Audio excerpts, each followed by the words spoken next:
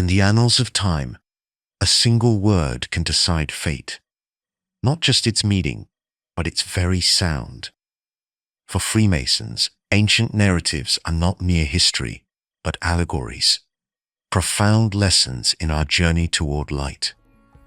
Tonight, we journey to the land of Gilead, to the banks of a fateful river, where a test of identity would forge a timeless lesson in integrity and vigilance. A lesson for all who seek to ascend. East of the Jordan, nestled in fertile lands, lay Gilead. Its people, led by the valiant Jephthah, faced a grave threat from the relentless Ammonites. Jephthah, seeking unity and strength, sent word across the river to their brethren, the powerful tribe of Ephraim, pleading for aid against the common foe. But from the wealthy, self-assured Ephraimites came only silence, then refusal. Left to their own courage, Jephthah and his Gileadites prepared his people for what was coming. He instructed them to forge weapons and arm themselves, for soon they would march to war.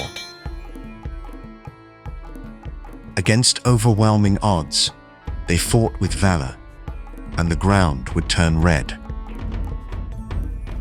And by the divine hand, secured a hard-won victory. Gilead was saved. But victory, unshared, can breed resentment. The Bible doesn't explicitly state why the Ephraimites expected a share of the spoils from the Ammonite war, even though they hadn't participated. This lack of a clear reason has led to much speculation regarding their motives. Some scholars believe that the leader of the tribe of Ephraim saw a strategic opportunity. He might have observed Jephthah's tribe returning from the Ammonite war, their warriors weary, and some still wounded, making them potentially vulnerable. Jephthah's people were indeed tired, and many warriors bore fresh wounds from the recent conflict. This diminished state would have made them an appealing target for anyone looking to assert dominance or claim resources without engaging in the initial, costly battle. However, to instigate a new conflict and justify demanding spoils from an allied tribe, the Ephraimite leader would have needed to convince his own people of the righteousness or necessity of such an action. This required a strong argument for justice in their claim.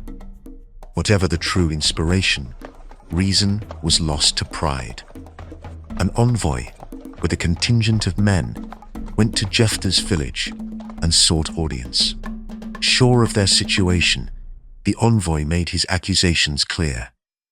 Why went you over to fight against the children of Ammon, and did not call us to go with you? I called you, and ye delivered me not out of their hands. And when I saw that ye would not save me, I put my life in my hands, and passed over against the children of Ammon, and the Lord delivered them into my hands. Wherefore then are ye come up unto me this day to fight against me? You dare call my people cowards? We will bring your house down upon you with fire.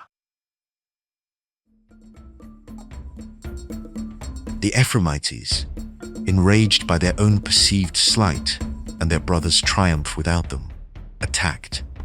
The unity of Israel fractured, and a tragic civil war began. The Gileadites, their spirit hardened by the previous conflict, again prevailed.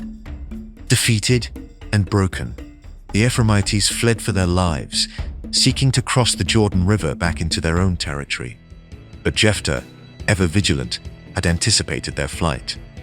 His warriors seized the crucial crossing points, the fords of Jordan. There, like a snare, they lay in wait. The escaping Ephraimites, indistinguishable by appearance, came to the riverbank, pleading passage. As instructed by Jephthah, the Gileadite officer sternly demanded, Say now, Shibboleth. The Ephraimite fugitive, struggling and desperate, could not frame it right, and said, Sibboleth?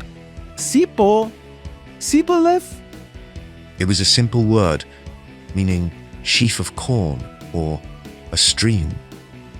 But for the Ephraimites, a subtle dialectal difference proved their undoing. Their tongues, unaccustomed to the precise utterance, could only render it as Sibboleth. That tiny divergence, that failure to frame the word aright, was the indisputable mark of their identity. There was no argument, no plea that could overcome the truth of their pronunciation. At the fords of Jordan, the spoken word became the ultimate judge.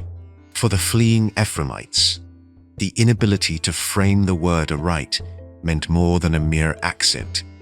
It was proof of their deceit, the consequence of their former refusal, and the seal of their fate. For the fellow craft, the lesson is clear. To truly advance, to earn the wages of wisdom and ascend the winding staircase, one must not only possess the password, but must know how to pronounce it, how to live it with integrity and diligence.